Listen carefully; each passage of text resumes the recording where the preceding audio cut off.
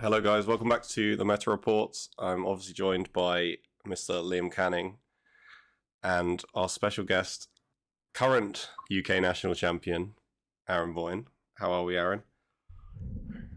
Hey, yeah, good. Thanks, guys. Yeah.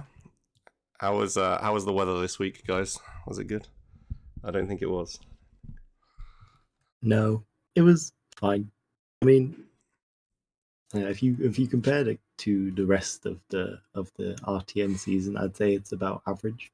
It was kind of right around where we were. No, it was Bit miserable rainy. in Wales. Yeah. It was. Non-stop rain the whole weekend. Yeah. I visited my parents over the weekend on the Isle of Wight, and it rained so heavily that it's now flooded there. And it's just about half the roads are flooded, so no one can go anywhere. It's great.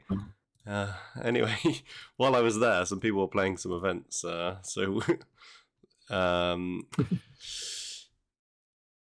last week was the first week without Florian, so we saw that Verdance was doing still very Earth things, but then a lot of the decks that were were being kept down by Florian had kind of risen up. So it was kind of interesting to see that like KO and Arachne had gained popularity, and also this like fatigue Pallades deck obviously it was in more people's hands after the cooling that was 2 weeks ago now. So I think that were the notable things from last week, and it'd be interesting to compare to this week. Yeah, I think like the most comparable difference compared to like week 3 and below was that the number of total wins per hero was kind of smaller, where we got this like huge, like nice chunk that everyone kind of has. Everyone has a good slice of the pie. Doesn't feel like anyone's kind of an overarching winner, although Verdance continues to be head of the pack or somehow getting wins while other people seem to doomsay her and her performances generally, being like a pub stop deck, kind of being the general notion towards her at the moment. I think she just keeps a load of heroes in check, right? Like Mm-hmm. the Guardians and the Warriors just struggle with those arcane heavy decks, which in a smaller field and meta where people just play the decks they like at like RTN level, she shows up a lot and gets some wins against those people. Yeah, I think she picks up a lot of points against like beating the decks that she probably shouldn't beat, just on that like by way of having like a win condition that's so like obtuse. Yeah. While also having like a mega easy win condition against the slower decks as well, like the Guardians, like you mentioned. So we can compare it to the results we've got of the final week and also the overall results that the LSS have compiled. We're really seeing that like spike now in Arachne with 21 wins. I think that is kind of off the back of now with no Florian in the meta. Like Florian was quite hard for the deck, and people just maybe for the final week deciding to play a notoriously good staple of the format to try and maybe get that last week top 4 to qualify for nationals. Yeah, I think this is the real margin that I was kind of speaking of before. Like, it wasn't really a deck that was kind of taking the spot of being like deck 1, but like this kind of a win percentage is, I would say, generally indicative of like, if not the top deck, being very close to being one of the top decks. Syndra, very interestingly, also second, which if we look at the top 3, Verdance as well, you would assume that nothing's really changed from the bans, really. With the only real difference being Gravy's kind of fallen off a cliff in comparison, continuing to lose wins, finally hitting the like lower than 10. double digits. Yeah. It's interesting as well because we all thought Syndra was going to fall off after the multiple cards ban, right? Yeah. She had like 7 cards banned, and then Gravy would be good because he didn't have that Syndra like menacing on him. But yeah, it's not showing that in the results. No, not at all. And if we look at the kind of the overall results of kind of the season, you kind of see that with like Gravy still being in third place, but at 49. But like, if it had taken the same trajectory as kind of Verdance and Arachne from the start, it probably would be up in the 70s, the 60s mark, but it kind of has stunted at kind of 40, 49 in comparison to like the 60s and 70s of Arachne and Verdance. I mean, yeah, because of this, they've averaged like lower than 10 wins per week, only very fractionally, but based on the general popularity of Gravy prior to bans and kind of even after the bans immediately, the fact that it didn't hit like 10, 11, 12 wins on average surely shows like an indication of kind of the downfall of the hero, even though they are third in overall wins. I mean, you compare that to like Florian. Sorry. Yeah. Like only had like 2 weeks, right? Yeah, he didn't like have 3 weeks. 3 weeks. So he didn't play 4-5, and yet he still got 40. Mhm. So like he's hitting that over 10 per week. So yeah, he had like 13 average. If you consider he was really there for about 3 weeks. What's the Verdance average, like 15 or so? Yeah, just over 15, right? Which is really good. I mean, Arachne's about the same, right? 14-ish. Yeah. I think the most surprising thing to me is Acilio. Like, yeah, I thought he was probably like top dog coming out, especially after the bans. And his results are kind of middling, or what's he getting, like 5 a week, 6 a week. Yeah, that one to me is probably the most shocking. I would have thought he would have been higher up. So I think for me, interesting to look over 5 weeks. Yeah, Acilio I think incorporates the Kano, or kind of piggybacks on the Kano issue of being like never possible to be the best deck because the hate for him is so prolific, while also being a deck that kind of is favored more so by specialists than it is by the average person. So even if it is really good, the amount of people that play it on average is lower. So the win percentage therefore takes a hit, even if it is potentially, better than these, Fernances and Gravies at the moment. It's just like, well, the comfort is not there. The difficulty is too much, and like the variance is also potentially an issue as well. Yeah. There wasn't any big events this week. Obviously, we're leading up to Calling London and the world premiere for Penn. So there was a couple of battle hardens.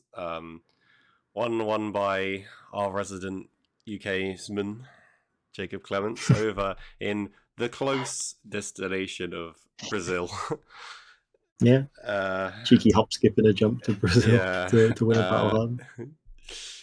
He's been. I heard he took 5 flights between Portland and Rio de Janeiro to get there. Yeah, which seems like a ridiculous journey, but it worked out cheaper or something. Yeah, it was some silly thing.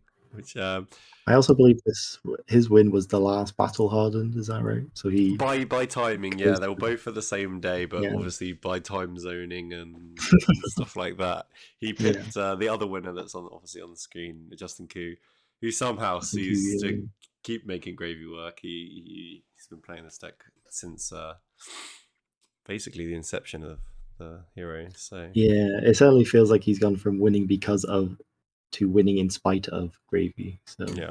So we'll move on to the UK events for the last week. First one was Dark Sphere number 2. 45 players we had in London. Another good turnout. I did get told by Broder, the judge, that a lot of people cancelled on the last day. So clearly people had just decided that they've had enough, and they were not too worried about their position, or had given up on their position maybe for qualifying for nationals. But the one thing that struck me when I did this graphic was there is a lot of different heroes, which I think is very indicative for the last week of every season, where some people are going out to get that top 4 in the last week to try and snag it, but also a lot of people go out to just play and have some fun. Play and have fun, 100%. Yeah. You can see that in the deck choices, right? We've got a fellow nutter going on here. So apparently the nut nearly made top 8. And he bet into Syndra in the last round and then lost. Sadly. Happy to see the nut boys rise up. Boys and girls nutting all over UK. That's what we need. We still need to get nut on the scoreboard. That's what we're all waiting for. No points. Yeah. Mm-hmm. And then still out there. three Slippy and three Vinset, which I think are also kind of Both decks very that are on the interesting. fringe, and interesting picks, I think. We hit our KO quota, we hit our Mario quota, the 6-4 split continuing to kind of show itself as the weeks go by. But apart from those two really being like consistent, the other decks kind of always just kind of they're just a random smattering of whatever people feel like playing on the day, I suppose. Yep. You see Asilios generally, and like those numbers tend to be good, but the amount of which of those kind of waxes and wanes, while like the Marios and the KOs are always consistently in those 4 to 6 range. Yep. Well, should we go on to the top 8? Because it's a very interesting smattering of heroes. So we have both. Oh, sorry, there's 2 of 3 Slippies. And we have a Vinset in Shamir. So clearly, I think doing exactly what we said about just coming to play a deck that I think he plays Vinset a lot, so he likes that deck. Yeah. And then the old nemesis of Callum Young on Puffin, trying to get Liam to eat another card. I as as funny as that would be if they did win this, I did make the stipulation RTNs don't count. So we'll have to wait for PQ season to really see me eat anything. Wow. What card are you going to eat? Well, it's up to the person that wins. They get to choose. I said it should be a golden cog. Yeah, a foil one, because that's extra chewy. I've gotten a Bunkerbeard, a Goldfold Bunkerbeard was one that I'd have to eat. That's a good one too. Perfect. Gold foil. Right. Aaron, you don't know the data, so I'm going to ask you to talk about some matchups that you definitely have seen recently. Oh, yeah. So, like, forewarned, I kind of sat this this RTN season out, so I haven't played a lot of CC. My kind of extended December break went through. But I'm going to go with, like, what I traditionally know, and, like, I've been keeping an eye on kind of results and stuff like that. So, Syndra versus Slippy. Well, this used to be Slippy favored. And I presume with both sides getting a nerf, I would want to say that I think Slippy will go through there. He's just got enough disruption still. Syndra doesn't block that well. She can put out some amazing numbers, but yeah, I would guess that Slippy would win that one. Acilio Puffin, I don't understand why anyone would ever play Puffin when you've got like Dash IO. So yeah, like Puffin has some powerful like tools, but just the setup is too many hoops to jump through right now. And I presume Acilio just blows you up unless you get some real pop-off turns. And also he can just shock Polycranker from like turn 0. So you're just like, oh, I lost my one-off game card draw. So presume that's an Acilio win. I feel really bad for Ben because he's made top 8 with Slippy, but then pairs immediately into his worst matchup, giving Anton go again on his first stealth attack every turn. Yeah, so Anton's going to win there. And then this is the one I have no idea about. I've played Vincent maybe like 5 or 6 times. She's a lot of hoops to jump through. If it helps, in my experience, the Verdant tends to be quite favored in there. Outside of the general like wizarding, you do have access to Scout, which I think is probably like the real tiebreaker. Yeah, that's actually probably brutal. Yeah, for Vincent setting up. So I will go with Verdant's taking that one. Okay. Well, you managed to get 4 for 4 by deduction. Oh, deduction. Quite good. Okay. So top 4. It gets a lot harder here though. Mm. Because I have no idea what the Slipio Acilio matchup's like. I presume I know the Acilio matchup's quite bad for Mario, but Slippy's a little bit more aggressive and low to the ground, and has like just is presenting a bit more disruption with the stealth attacks, especially if they're playing like Meat Madness and various bits. So I'm gonna want to believe that Slippy won this one, but I could easily see it going to Acilio. And then my good friend Kashi's been telling me forever that Verdant is a buy for Mario, so I'm gonna have to go with Anton winning that one on the Mario matchup as well. Okay. I always trust Kashi, whatever he tells me. Yeah. That's always what works. Always trust Kashi. Best decision ever. Kashi wasn't helpful there because you went from Oh, 4-0 no. to 0-2. Story of my life, to be honest. And And every then we've calling I go to. got Verdance Cilio, the Wizard off. Okay. I'm going to give this one to Acilio. I think Verdance is probably playing too fair a game. And Acilio just ends up. Although that being said, Verdance has won a lot of events, and this could be one of them. But I'll go with Acilio. Yeah, I don't know if Verdance is offering any real disruption outside of Fellings and plows to set up. Mhm. Yeah, that lets Acilio go pretty fast. Yeah. Alexander got there on Cilio. Kind of a shout out to him, really. I think he's like been like top 8 in quite a lot of different events on I think a couple of different heroes. But Yeah, I believe he's also, as of the end of this, the number one in the UK leaderboard of total wins in the season. Amazing. Yeah, at 25, I think was the number 25. jeez. And a big PTQ here as well. I know the London ones tend to go like 6 rounds, so yeah, 45 players, a nice one. Yeah. Oh, good. It was a good win. I believe the gold foil was Time Skippers, so I think that's like the third Time Skippers in the UK. The third this time season. skippers, yeah. Yeah, it's kind of crazy. But yeah, a debatable one, sadly. Right, on to the second event of Saturday, which was Highlander up in, which was the rearranged event. I think it was supposed to be the first weekend. Up in Scotland, a good turnout. 31 players. Another tough nut. Another tough nut. Another nut. We're getting nut representation, which is great. Especially because, spoiler, I did not play Tough Nut this weekend. I'm very sorry to disappoint everyone, but I also do like winning sometimes. Hitting the KO quota. Yeah. 3 Mario and KO swapping places today, which is interesting. Usually we find Mario number one, KO usually following closely behind it. But KO really, I mean, Brute in this room really being the number one in terms of general class percentage. Cheeky Bravo.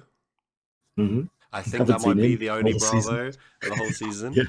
So someone getting in there right at the end just to like mess up the hero stats for us. Great stuff. Right, should we go to the top 8? So we saw 2 Arachnes converting, and then the usual sort of set of heroes: Gravy, Acilio. Classic Mr. Winning is obviously winning, of Daniel Winning in 4th, but he's on the wrong hero this week. Somehow he's not playing Verdance. He understood the quota and decided, yes, Verdance actually is bad. Maybe I won't play him anymore if I want to keep winning. Yeah.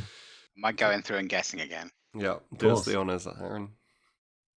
Okay, well, a Huntsman versus Mario. I've played against Huntsman a few times now, but I have no idea how this matchup goes. I presume Mario will present enough tricks to win this matchup. So I'm going to go with, Mario winning that game. We've then got Pallades. I presume this is the fatigue list out of, the US. Versus KO. I kind of always like KO into fatigue games. He just presents massive numbers. Yeah, and I don't know if he's going to give Pallades enough space to come and go back. So I'm going to presume KO gets this one as long as, obviously it's KO to break, but go KO there. But I stick with my friend Kashi, who still tells me Acilio is bad into, good into Mario. So I'm going to go with Acilio winning this one. All my Mario knowledge, by the way. Could be totally wrong. And then we've got Gravy versus Valda, which is the matchup I have actually played way too many times because I'm a player who loves playing Valda. It's incredibly close. I think Valda is probably going to be the winner here. But yeah, it could go either way. But I think Gravy drawing all those cards, turning on Valda's ability for free, and then her just being able to go face repeatedly is what I would guess from there. Okay.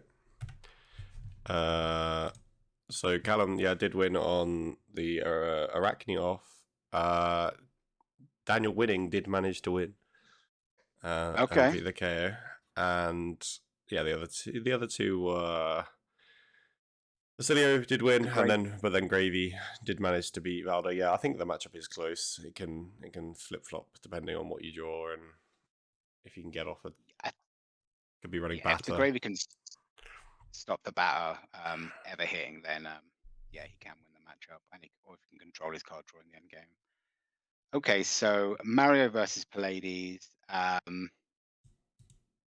Kashi hasn't told me about this one, so I have to kind of think about it. I think Mario is going to win this game and go through. He just presents so many like difficult options to block and like kind of when she overblocks and etc. And then I'm going to have Acilio being Gravy, and I don't know why I keep saying Gravy's going to lose. He's like my favorite hero, but yeah, Acilio is a rough matchup, especially if you can't put any like pressure on him. You just give him enough space to kind of combo off. Who would you have winning that one, Liam? Are you a Acilio side or Gravy side? Yeah, I mean, I think I've always gave it to Acilio. Really, I think Acilio consistently has the tools in their disposal to pressure both the allies and the life total of Gravy pre and post combo. The Gravy really has to do a really good job of like chaining disruption and like seeing the right hands of conquerors or like loot the holds to really have a chance, even if they do present and manage to resolve an early like echoes. That still isn't enough of a deterrent all the time, so long as they actually like don't have any disruption or any kind of pressure to go along with it. So you kind of need to do that, and also the rest. It is a lot to juggle in that matchup. Yeah. So we saw Callum did win against the Fatigue ladies, and then Arcelio did win as well. I think we're seeing this like trend of Arachne beating this Fatigue deck. The more the weeks and weeks go on, I think like they initially built the deck, I think, to have a good Arachne matchup, but unless it's lack of experience, I don't know. In the UK, it has been the opposite. Is the case. I do feel that the matchup is heavily like experience based. There are a lot of things that the Mario can do that you have to react to and you have to like plan for. And so like because of the way that their deck is built, and there's a lot of variance in that regard in terms of like the quality of the player that you play, and kind of how much you associate each card's value to like different scenarios. Probably something I can speak more of later on, but we'll see. I think the interesting thing about Mario, and if you kind of follow through the weeks, he gets more and more results that goes on. And obviously some heroes went away, like Florian, which is a bad matchup. But he's got so many tools that like as people get more time understanding the meta and developing, he just gets better and yeah. So you're gonna go with Kashi's decision on this finals, or are you gonna go against him? Oh yeah, Kashi always says Acilio beats him. I listen to him whinge about it for hours. So yeah, let's go with Tommy Young taking down another Mario player. Yeah. So yeah, Tommy did get there. So Kashi's advice didn't dissuade you this time. Congratulations to Tommy. Yeah, I think another Acilio win. Yeah, I was about to say that another Acilio win, finally like converting. We're seeing it get to top 8s quite frequently, but then like kind of like the data we talked through earlier, like it kind of wasn't converting to wins. So it's good to see that it can get the wins. On to next. Well, what was gold foil? The gold foil was. I definitely got told that one and I've forgotten. That's my bad. It's been a long weekend. I'll put it on the screen. Down to the south coast for the next event. In Toyment, down in Poole. Great store. 21 players. Weren't wise to the KO quota at this event. Yeah, they've clearly Highlander borrowed all of the brute players because there's only one here. So The representation in absolute shambles. Mm. Mario, only 2 are represented. Although I do feel that generally the lower player events tend to not have the same kind of meta indication as the bigger ones that have a more general kind of correct, I would say, like meta spread based on the more overall stats that we get. Yeah. I think Syndra, like, into this field looks pretty good, like, with the lack of Mario and the lack of KO. Like, just hope to dodge the Dories, I suppose, really. That's yeah, like the big Dawnblade one. Dories, yeah. Yeah. They were both Dawnblade, I believe, so... That makes sense, yeah. And on to top 8. Well, they both got there. So, yeah, I think both the Acilios converting... sorry, 2 of 3. There was 3. And then both the Dories as well. Some interesting matchups here, I think. Yeah. Notoriously Acilio Syndra. Pretty Syndra favored. Massively Syndra favored. It's really hard for a ride to... for him to just keep up with that amount of damage going through or block out the mask at any point. So Syndra literally gets intelligence 5 in that matchup every single turn to keep the pressure on. So I would definitely give that one to Syndra. I'm going to stick with Acilio into the Verdance matchup. Yeah, just having that kind of space to combo off. Okay, the Kasai Katsu matchup. God, who is favored in this? I have no idea. I guess Kasai blocks quite well and gets SM back, and it's always whether like the Kasai player knows how Katsu works. I think it's probably favored in that case. So I'm going to give it to Kasai. Yeah, I reckon Emlin's probably played against Katsu enough to know kind of how to block correctly against him and get the win. And then I know both of these players playing Dory. They travel around a lot. I know Tim's done really well on her lately, though, so I'm going to give it to Tim, but it's just the one guy I know versus the other one. Yeah, okay. Well, we saw Tim beat the Syndra somehow. Tim went 5-0 in Swiss on Acilio, and I think he's been playing Acilio basically since Rosetta came out. He did a smattering of playing Riptide for a bit. That didn't go too well. Good for them. Yeah, but I think he went over to Dory as well, so there could have been another Dory player in this event. Yeah. Obviously back with Acilio now. And Ed managed to beat the previous Acilio player as well. So yeah, what am I going to switch it because Ed is the master of being Acilios? No, I'm gonna stick with it. I think Tim, like you said, he's been playing Acilio forever now, and yeah, hopefully like has a good game plan into that matchup. So we stick with Tim winning there. Yep. And then Kasai versus Dory. I just think Kasai is the cooler warrior, so I'm just gonna pick that. But I honestly have no logic on this one. So if you guys got any thoughts on it, yeah, let me know. No, I think Kasai having access to like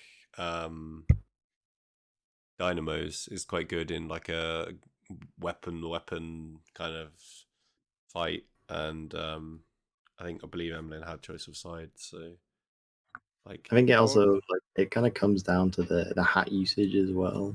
Like both of them having access to Kabuto and being able to stop the multiple attack turns. Yeah, like I think that's probably more on Kasai's side, depending, because there are like Kasai is very frail to Kabuto, particularly like when I'm talking from my experience as a Fang into Kasai, which is why it's one of your you're the best warrior in the warrior mirrors, is that you're the least kind of susceptible to Kabuto. Yeah, I would say Dory falls second in that regard because they have more kind of like top heavy reacts, whereas a lot of Kasai's reacts involve swinging a second sword and actually going over with that. And they don't have a lot of front pumps in terms of like both general action speed ones. Depending on the list, some of them can play more front pumps, but also just like a lot of their damage comes from their like blade runners and their kind of run throughs and that kind of stuff nowadays as well. So I think if Emmeline is able to be cognizant of that, or maybe just like take the turn to run into it and that not be too much of a detriment, then I could definitely see them being able to take it over. Because I think in general, after the post hat game should be Kasai's But that like initial hat kind of mini game, I feel should be like Dory's, like for the most part. But I do think it's close just because of like Dory's general like weakness against decks that want to block it, which Kasai's quite happy to do. Mhm. I guess Centauri Saber never gets turned on, which is the only negative for Kasai as well. Another negative for Kasai, but I'm still going to go with Kasai being the cooler warrior. Yep. Okay. Well, Emlyn, did manage to win the warrior off, but Ed stayed true and won another Acilio matchup.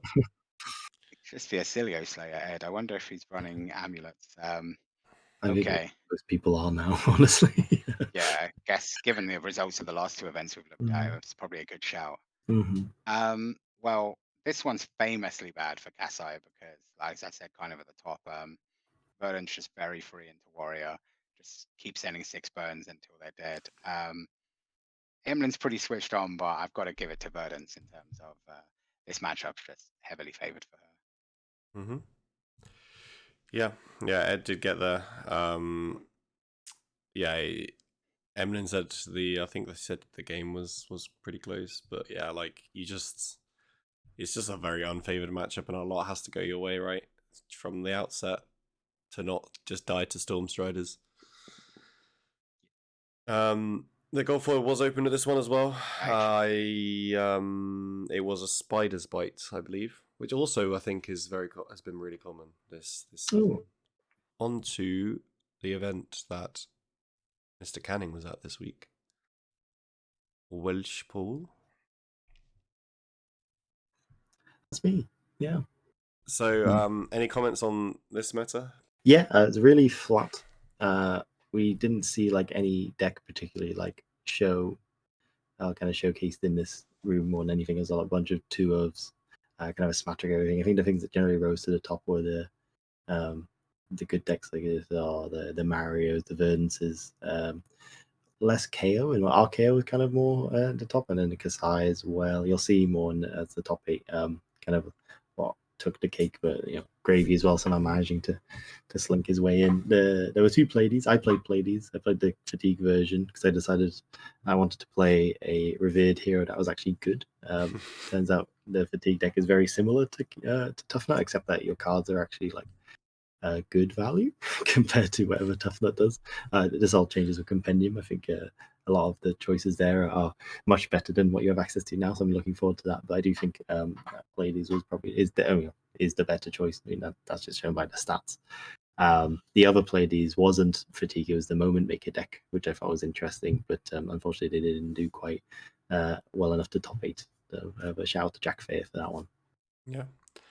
A lot of Guardians in this one. Yeah. Turn up here. A bit different. Welsh Pool always gets an interesting mix because it gets the south and the north. Well, another reason I chose to bring Pleiades is that traditionally every time I go to Welsh Pool, I bring a Guardian. I don't know why, it just kind of ended up happening. I don't really play Guardian normally, so I thought I might as well keep the tradition going and kind of at least do it somewhat adjacent. But yeah, it does tend to be a very mid-range based pool of players. A lot of that, a lot of the aggro decks that you see tend to be brought in through like other players that aren't in the local scene. For example, the Dio was played by a friend of the show, Richard Carr. I think outside of that, and maybe the Syndra, we haven't got really anything that I would consider to be like super aggro. I guess the Acilio is another one as well, but like that's not a lot of aggro in the room. A lot more that mid-range and mid-range adjacent kind of game. Yeah. Yeah.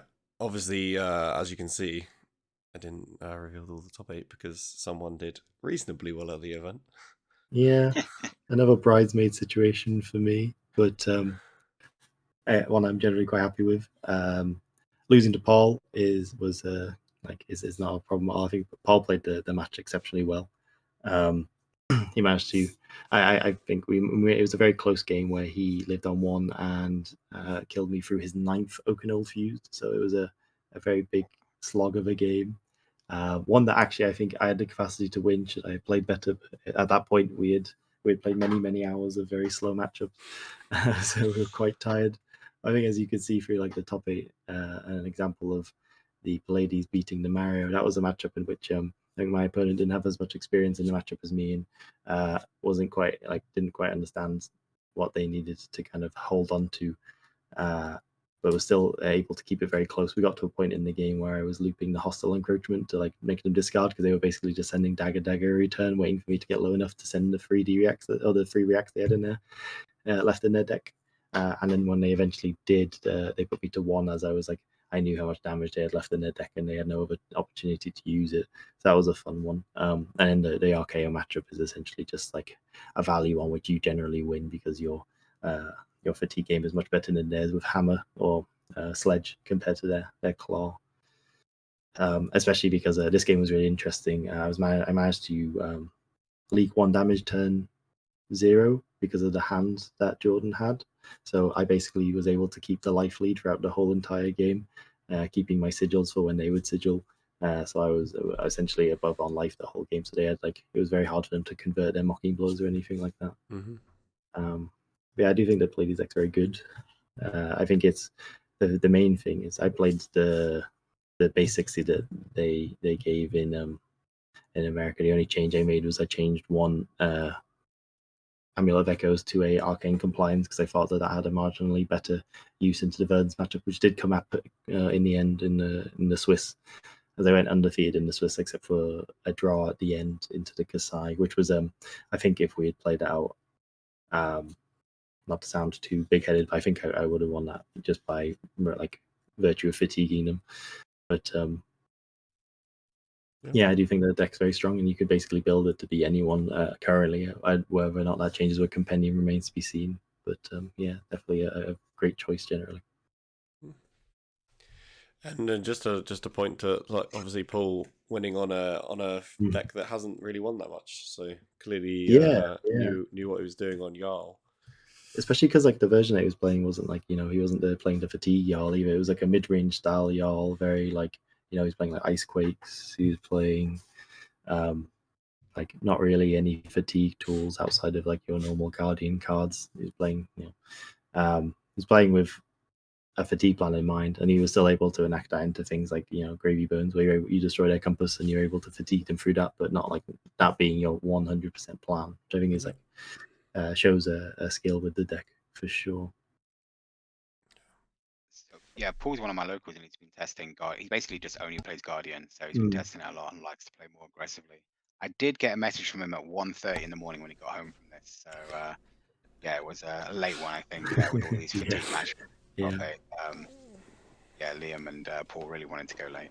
Well, actually, just to be that guy, our game didn't go to time. If we had been timed, we didn't even pass the 55-minute mark. So actually, a lot of the time, the issue with the fatigue matchups, in my experience, is people kind of thinking too much on their turn. But that's a whole fatigue debate that remains to be seen. But I think if you know how to play fatigue and you play against someone else that knows, you're going to be quite fast. I don't think that's an issue. I mean, it doesn't. All I'm doing is swinging sledge every turn, and he's doing the same. So it's not like we're really doing much. Yeah, I heard there was a great gold foil pulled at this one as well. Well, yeah, indeed. Yeah, it was a good time chapeau. I think that's what it's called, the Betsy hat. So second time that I've reached the finals, and the second time a Betsy hat's been pulled, somewhat coincidentally. I keep telling myself that that's God's way of telling me that it's not a big issue that I lost the finals, but maybe I need to get a gold for Betsy hat now just for fun. Maybe in the ProQuest season, we'll see. I'm warning to everyone: don't beat Liam in the finals. You're going to get a Betsy hat as your prize. Schrodinger's Betsy hat. And then on Sunday we had ProTech up north as well. So we had 31 players. Saturday, yeah. Saturday? Was it Saturday? Okay, yeah, sorry. We had 4 Mario. Not quite hitting the KO quota of 2 KOs.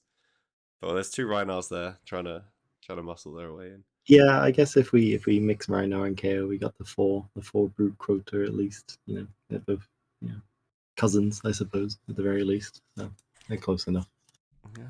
But we're seeing, I think something that was notable to mention with this week is that the amount of Sindra has kind of gone up and up, and hitting the top 3, top 4 numbers quite consistently now. Yeah. I think Uh, people have probably found the deck, after cards gets banned. Yeah, It takes a little yeah. while for the deck to find its footing. What's its new Hmm. start is going to be, and now yeah, it's in a place where people have tested it and know where they're at. Hmm. yeah. Um, and our resident northern expert Kashi was at this event again, so we'll just talk through the top 8 because he was there commentating and told us all. He went King of Swiss, but then seemed to lose to the pool. Yeah. I don't know if there's a both Hardly to be fair. Reinars making top 8 was is an interesting thing to see. I say interesting. I say very indicative of the power of Rhinar. I think Rhinar is very terrifying, and I think going into Compendium, probably better than KO. Even though KO will, still be KO and probably LL in the going into the ProQuest season. I do think that Rhinar will come out of that season being the better brute, and I think has a lot of power that people kind of underestimate, especially with the Metax version that we saw doing well in the first few weeks with like Yeah. myself and James, and more people now coming along. I believe there was another winner in the UK with Metax as well, whose name is currently eluding me. But yeah, I do think that it's a deck that's slapped on and is very good, at least in the meta right now, I would say. Yeah. And I think other than that, like this top 8, all the matches seem kind of very guessable. I think the underdog not really winning any of the matches here, really. We've got some like obvious Yeah. Brute versus Prism Gaming at the bottom there. That's sadly Tim McCarthy falling to Reiner. Yeah, Not something you want to I see when mean you're playing. that's a hard matchup in itself. I think like Brute generally is quite hard, but Rhinar especially being able to like strand you with your non-block cards, or even just like stopping you from finding good times to pitch to your Halo of Illumination. Yeah. By by getting rid of the Herald in your hand or something in that regard is really annoying. I think the Dan taking down the Rhinar on Victor. Yeah, that's probably is fair. is probably an interesting one. I mean, Akashi would probably say that he should never lose to a KO either, and that if he does, it's because God willed it rather than any other reason.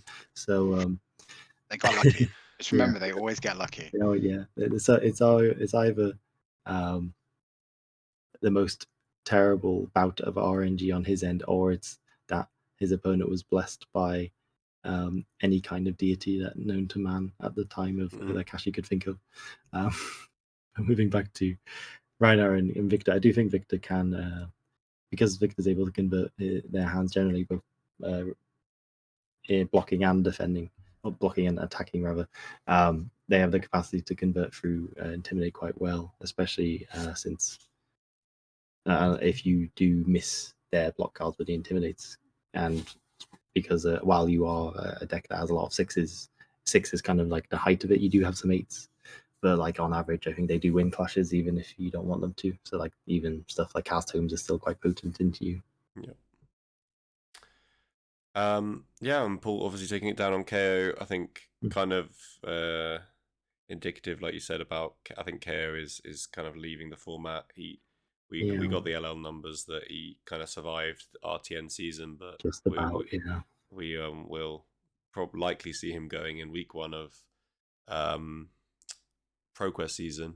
Well, technically the first week of ProQuest season that's CC, because the first few weeks are yeah, after Sage. the Sage events, But I think you touched on the most interesting thing is the fact that Claw is going to be leaving the format. So Miax, Rhinar, yeah, Hexagore, Levia and might Rock. have to be a thing, Rock. and I think Rock. it's really interesting actually, because I think the one of the things that really puts down the other brutes is while KO is like the better brute, it's also one of your worst matchups in all of the brutes, at very least in Rhinar and Tough Nut, just because they are like bigger in that respect. They win their clashes, and you also want to clash, and they present like damage in it, or they convert their hands much better than you damage wise, in a way that like even though you can block better, it doesn't matter if you're both just not blocking. If they can't block because both their cards don't block and they intimidate, and you don't really want to be blocking because then you're losing in your turn by turn conversion of value. Yeah. it does end up in a case of just like they tend to be one of your harder matchups. So I think even just the fact that KO going in that respect will help the other brutes, kind of take another step up. And I think, like you were saying with Leviah there, I think Claws hurts Leviah the most right now. Mhm. But I think with all the tools that she's gotten in Compendium, Hexagore does not seem like a bad choice at the moment either. Yeah. I think RKO gets a little bit hit as well, losing Claw, but That not is true. massively Yeah, for yeah. just because he's one-armed. It's hard when you don't have options for the two-handed weapons. Can't me It's easy access to RKO. forget RKO is a brute because he's basically like the least brutey brute, really. But yeah, you're Underhanded. right. Yeah, no, 100%. Yeah. Do we know the gold foil on this one? The gold foil was Ragamuffin's hat. So Ooh, would have been good a couple of months ago. yeah, banned in Sage, so can't even play it there. Yeah. An interesting one to say the least. Right, let's move to the other event in the north, which was Keep Retreat Sunderland. Another like good showing of 25 players. Hit the KO quota of 4. Nice, yeah, And very Arachne good. on 3. Clearly much more of the normal meta spread. Well, you say that it's basically those two, and then it's a smattering of everything else, which I guess is basically like the UK meta spread, really, isn't it, at this point? But yeah. Some interesting more 2 Ira and 2 Vincent. Riptide. Yeah, Vincent, yeah. I think every event seems to have 1 or 2, and it's just I guess the Florian players are looking for the last Runeblade left in the format they can play. Just trying to get them all out, like all of them out. Yeah. Like but I think all of us here kind of know what happened at this event because as aforementioned many times already on the podcast, he doesn't shut up half the time. Actually showing that he kind of does know how to play the deck, and yeah, Kashi won this one on Arachne. I didn't know he played against an Acilio, actually. He managed to beat his Acilio curse. I suppose that only is applicable to like tier 3 and above events. Apparently, yeah. Yeah. In around like 3, 4 normally, like when he's doing quite well and like just needs to be like pegged down, like the Acilio comes in and takes everyone's day. I think the thing for me here, big shout out to Ashley Southwood. They are a Betsy trick essentially, but they don't play like fatigue Betsy or anything like that. They're the aggro Betsy player that you always hear about. If you go to an RTN or a PQ or anything of that regard, they were actually the one that won the PQ in the last season with Betsy as well. It's like straight balls to the wall, aggro Betsy, money where your mouth is, smashing up all of the gravy bones, etc. Which I think is an incredible feat in itself, just to do well, but also just to also have like the results they do. So yeah, big respect there. Yeah, I think people out with those Betsy lines. I think also like it definitely even has even more potency now, like kind of that fatigue version exists really, and that like now you like they could board 70 cards and then you're just like, okay, 10 overpower, 12 pummel, 10 overpower. And then just run straight through people. Yeah. Kashi wasn't very happy with his gold foil, was he? Oh, he did tell me. Oh, it's well grounded, right? Oh yes, no, I do remember. Yeah, he keeps trying to shell it on me. Yeah, if anyone wants to buy a well grounded, please reach out to Mad Kashi. More than glowball him, absolutely. Yeah. I think he'll take a Domino's pizza and a pack of Marlboro Light. I'd sell a gold foil for a Domino's pizza. That stuff's expensive nowadays. The last event in Scotland, Mox, was also rearranged to be the kind of last event of the weekend.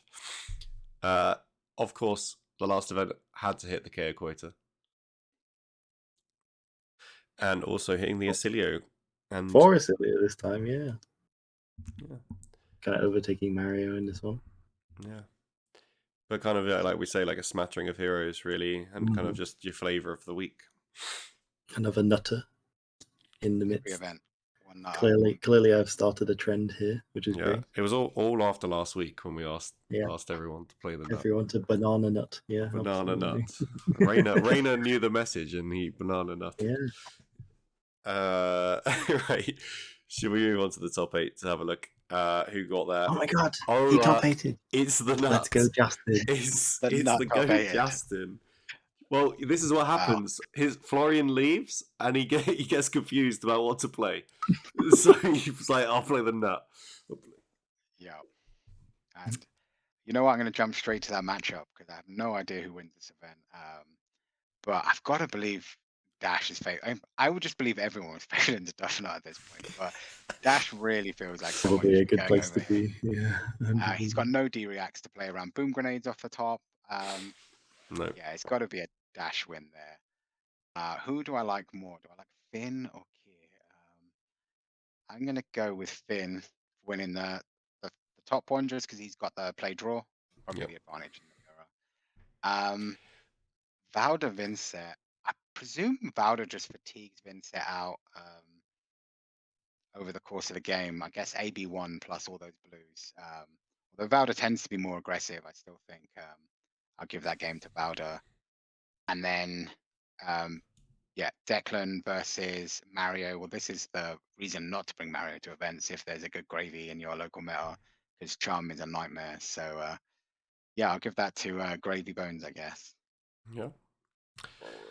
Well, I hope I'm wrong about Tough Nut, by the way. I just need to say that before we. I think damn you it. are in the majority there, honestly, Aaron. I don't think many people know about Tough Nut, including myself. God damn it. I really wanted him to win. yeah. Yeah. Another 4-0 though for Aaron. Well done.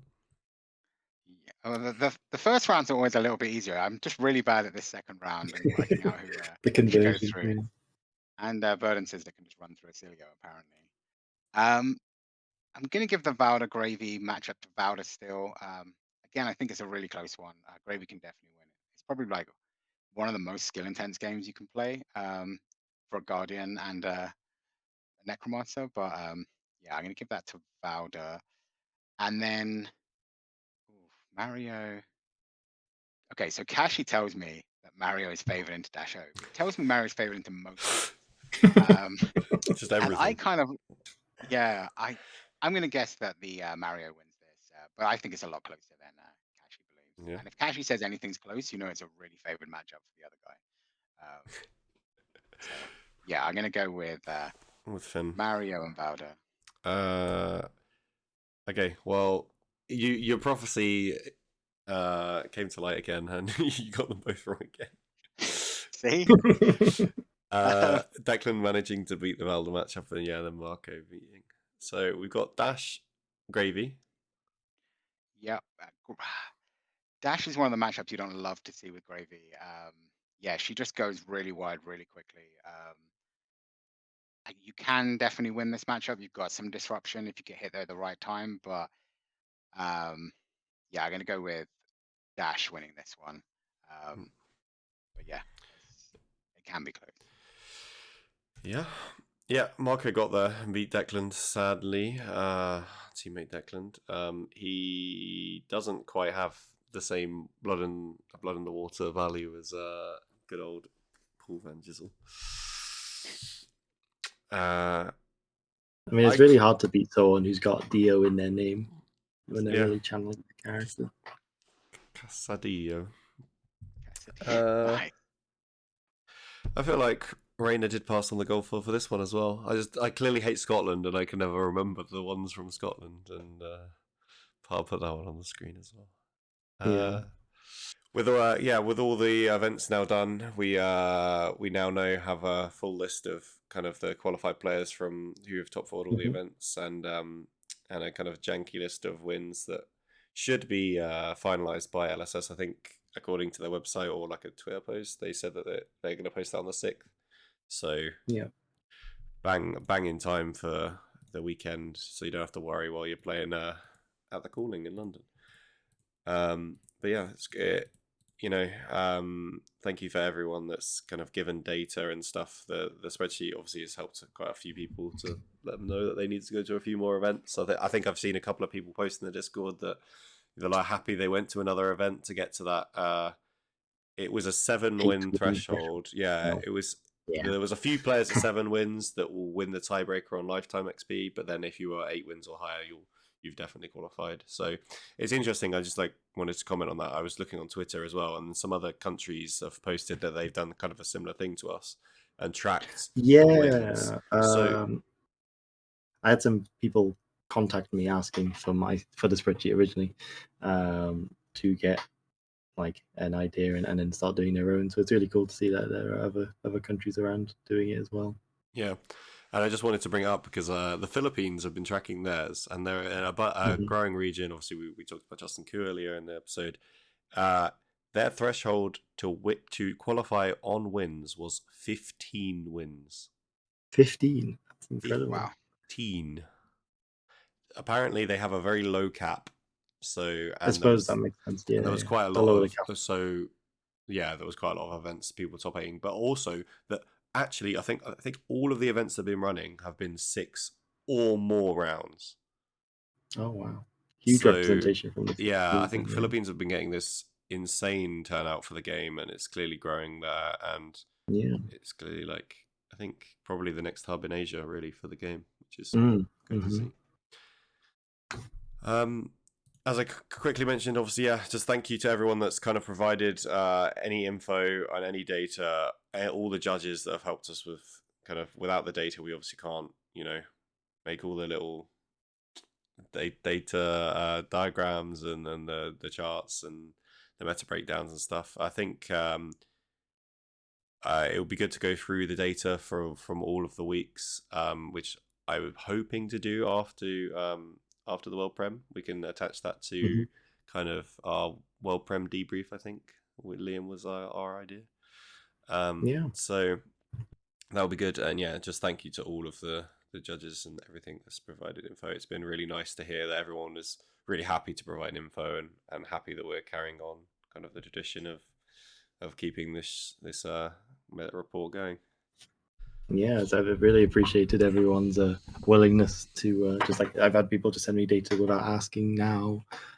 People are really like keen to do so. I've had people, outside in the events like saying, thanks for continuing it, and it's been an honor to do so. It's a pleasure. It doesn't it can be hard to get everything together, and it is a lot of work, but it's done from a place of love for the community and for all the people. So a big love to everyone, and hopefully that warrants a like and a subscribe from you all, and hopefully a comment as well. Do comment what hero you think is the best going out of Compendium, or what your favorite is, maybe what you like to see from all of the new spoilers. All the Teklos in the chat talking about how great Teklo is now. Yeah, It's gonna get 50 nuts. Get that discussion in the chat. going. 50 nuts in the chat. And how many nuts? And yeah, thank you, Aaron, for coming on. Obviously, current UK national champion. Are you ready to defend your title? Yeah, I wanted to say massive congratulations to everyone who's managed to qualify. I know I read somewhere today there was 398 unique people across the UK, which I think is massive. Kind of come out for it, and I just want to say congratulations. You'll get to come to the UK Nationals and watch me win a second title 2 years in a row. The first back-to-back champion. Yeah, and then you can celebrate with me. It's great for you all. And yeah, thanks to you guys for running the show. I'm in about 20 different Discords, and every week it just pops up everywhere at the live, and I just get linked to it. And every event they kind of tag, this is our time slot. Check it out. So yeah, people love it. Keep it up. Yeah, thanks. Okay, well, we'll be back after the World Prem for not RTN Meta Report, but thank you for watching, guys, and we'll see you next time. Thank you. We like to nut. Love to nut.